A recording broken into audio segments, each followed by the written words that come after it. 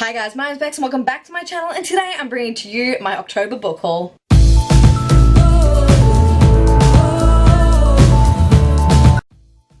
Time I'm filming this October book haul, and hopefully this time goes better than the last time, and I feel like it is already because I've got my face on, I've got my eyelashes on, and I'm just feeling really good in my fluoro pink. So in the month of October I ended up with 13 books. 3 of these came in a book box, 2 came from publishers, 1 came from a trade, and the rest of them I bought myself. So without further ado, let's get into it, starting with the books I got from book boxes. Okay guys, so as usual the accountant can't count because there are 14 books and 4 of them came in book boxes. So the first books I want to talk to you about are the books that came in the October Owl Crate, and there were 2 hardcover books, and I cannot tell you how excited about that I was. The first one being Pride by Ibi Zoboi, and this is a Pride and Prejudice retelling following a girl named Zuri when the Darcy family move in across the road. Zuri has Brooklyn pride, she has family pride, and she has pride in her Afro-Latino roots, but pride might not be enough to save her rapidly gentrifying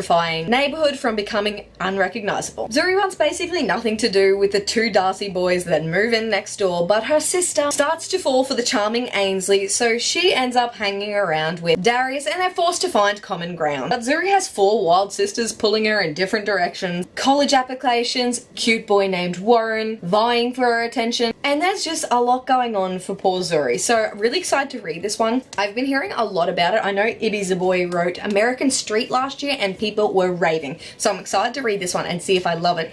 However, I haven't read Pride and Prejudice and I'm not sure if you're supposed to read it first, so I will have to find that out before I start it. The next book in the October Owl Crate was Shadow of the Fox by Julie Kagawa, and I literally only read the first sentence of this, which says, 1,000 years ago, the great Kami dragon was summoned to grant a single terrible wish, and the land of Iwagato was plunged into an age of darkness and chaos.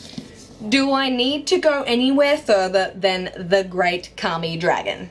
Because you had me at dragon. Now whoever holds the scroll of 1,000 prayers, a new wish will be granted. A new age is about to dawn. Raised by monks in the isolated Silent Winds temple, Yumiko has trained all her life to hide her yokai nature. Half kitsune, half human, her skills with illusion is matched only by her penchant for mischief. Until the day her home is burned to the ground, her adoptive family is brutally slain, and she is forced to flee for her life with the temple's greatest treasure, one part of the ancient scroll. I'm so excited to read this. It sounds amazing and I like dragons, so. The next 2 books I received in a book box was The YA Chronicles Vengeful Box. So I got Vicious by V.E. Schwab and Vengeful by V.E. Schwab, and I'm so excited. These are the UK hardcovers and they're absolutely stunning, and they come with their own bookmarks, and I can't even. Vicious is a story about Victor and Eli, who were best friends in college, and they were kind of scientists, if you will, and were trying to work out a way to become extra human. They found a way to do this by dying and then being revived, and they've got extra powers. 10 years later, Victor escapes from jail and he is coming for Eli. So obviously their friendship went a little bit wrong, and this is the first book, this is the second. I cannot wait to get into this one because V.E. Schwab's writing is absolutely beautiful, and it kind of pushes the boundaries of morally grey characters, which I absolutely adore. So excited to read these, or specifically this one because I've already read this. Next I want to talk to you about the books that I got from publishers. The first one was Dry by Neil and Jared Schusterman, and it follows the California drought where Alyssa and her family go through rules of don't leave the water running, don't shower too long, don't water your lawn. That is until the taps run dry, and Alyssa's suburban small town street turns into a war zone with families vying for survival where there is no water. When Alyssa's parents go missing, she has to look after her little brother and teams up with the weird kid next door whose family are like built for the apocalypse, and they have to make some impossible choices, and all Alyssa wants to do is to keep her and her brother alive. And this is a really interesting story. I've read it already and you would have seen it in my wrap-up, which went up a few days ago. I'll leave a link up above. And I'm just going to read the dedication for you guys. It says, this book is dedicated to those struggling to undo the disastrous effects of climate change. And this book really makes you think about that, and it's terrifying a little bit. So thank you very much to Walker Books Australia for providing this one to me for a review, which you can find below. The next book I received from a publisher was Girls of Paper and Fire by Natasha Nguyen, and I received this from Hachette Australia, so thank you very much Hachette Australia for providing this one to me. And this follows a girl named Lei who comes from the paper caste. The paper caste are basically the lowest form in society. They are completely human. Then there are the steel class, who are human but with some like kind of like cat ears or like a rhino horn or a cat tail. Like just have a little bit of an animalistic trait. And then there's the moon cast, which are basically demons. And 10 years ago, Lei's mother was taken from her and her father, and now they have come for Lei. She has been taken to join the paper caste, which are basically the king's concubines. So it is her training to be the king's consort, and things go from there. This book is a lot darker than I expected it to be, and also trigger warning for rape and animal abuse. If you do not like that sort of thing, definitely remember that before going into this one. But I really enjoyed this read. It was a fun fantasy read, and I definitely would pick it up if you like Japanese inspired fantasy and a story that goes a little bit deeper and a little bit darker. The next book I want to show you guys technically arrived in November, but it arrived before I did my haul, so I was like, I'll just shove it in here, and I'm pretty excited about it. I got this from Books and Bells on Instagram. I will leave a link to her down below, and she was looking for the Cruel Prince advanced reader copy from Australia, and I provided it to her for The Wicked King by Holly Black. She was so kind to send me one of her extra copies, which I'm really excited about. The Wicked King is the second book that comes after The Cruel Prince and follows the events straight on after The Cruel Prince. Of course, I don't want to spoil The Cruel Prince for you, but basically a girl named Jude and her sisters are stolen away when their parents are killed into the Fae world.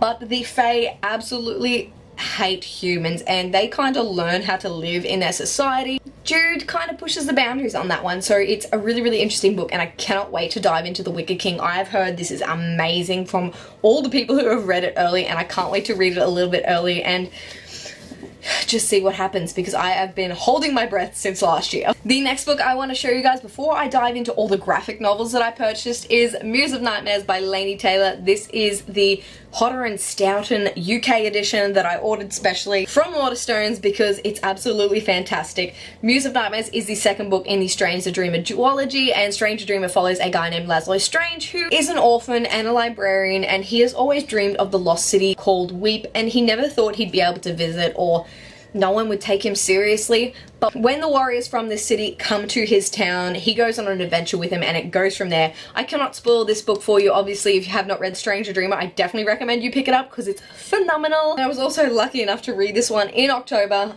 5 out of 5 stars if you didn't know, and it's amazing. I definitely recommend it. If you love fantasy, you definitely should pick up this series. Moving on to my comic books, I purchased 6 this month, and I'm super excited to find a new comic book provider in Australia that I could use. So let's go through them. The first book I got was Spider-Man vs. Deadpool, Volume 3, Itsy Bitsy. Now, I purchased this one before I didn't like Volume 2, so I'm definitely going to give Volume 3 a chance. Obviously, this is the adventures of Spider-Man and Deadpool when they're getting up to mischief, and Spider-Man's trying to teach Deadpool to be moral, and Deadpool's not up for it, and it's really fun. It's really witty, and it's such a good first volume. Second volume kind of hit a snag, but I'm excited to see what Volume 3 brings, and I'm hoping it picks up a little bit more than the second volume did. All of these books are sequels except for one, so I can't really tell you much about all of them, but the next one I got was Saga, Volume 8 by Brian K. Vaughan and Fiona Staples. I lie, it's Volume 9, sorry.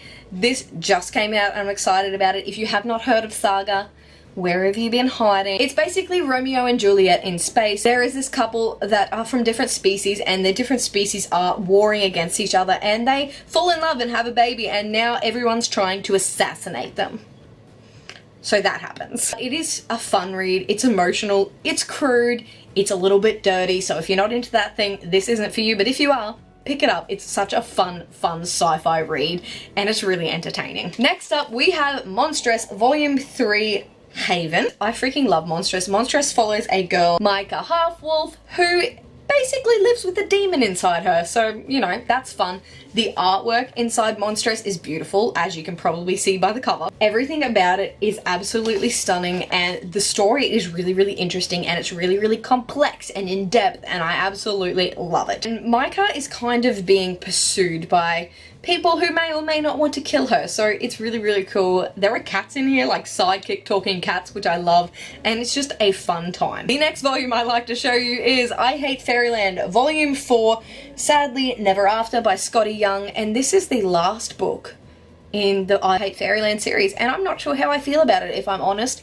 I Hate Fairyland follows a girl named Gertrude who, when she was little, always dreamt of fairyland until she got sucked into fairyland, and now she's 30, she can't get out, and she is fucking bitter. This journey's coming to an end, and I'm really interested to see how it comes to an end, but I'm also really sad because it's fun and it's bright and it's gruesome and I adore it. So excited to finish it off, but also really sad. The next one I had to talk to you about is Giant Days Volume 2 by John Allison, Lissa Treeman, and Max Sarin. And this is the second book in like a slice of life series about 3 friends going through college. They're experimenting, they're reinventing themselves, and they're having a good time, and they're just trying to make it through to spring break. So excited to read this one. Chelsea from Chelsea Darling Reads recommended this one in one of her contemporary-a-thons, and I didn't really like love Volume 1, but I definitely want to continue because I think this one's just going to keep getting better and better, and I'm excited to see that in Volume 2. And last but not least, the last graphic novel and the last book I have to talk to you about is Archie Volume 1 by Mark Waid, Fiona Staples, Annie Wu, and Veronica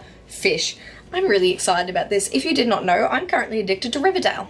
I think the main character, Archie, is freaking gorgeous, and then I realised how old he was and I realised that, whew, I'm a lot older than he is. But it's a really dark series which I'm loving, and I kind of wanted to see where it come from. So this is the kind of reinvention of the Archie original comics, and it's following Archie and his friends, and it says there is a love triangle, friendship, humor, charm, and lots of fun, but with a decidedly modern twist. So I'm excited for it. I like the art style. I think the art's pretty fun and cute, and I'm hoping the storyline is really enjoyable as well. But I'm excited to just immerse myself in this one, honestly. That is my October book haul, and I hope you enjoyed. If you liked this video, please give it a big thumbs up, subscribe if you'd like to see more and have not already, and chat to me down in the comments. Let me know what books you bought in the month of October. I would love to hear. I make videos every Monday and Thursday, and I'll see you in a new one. Bye!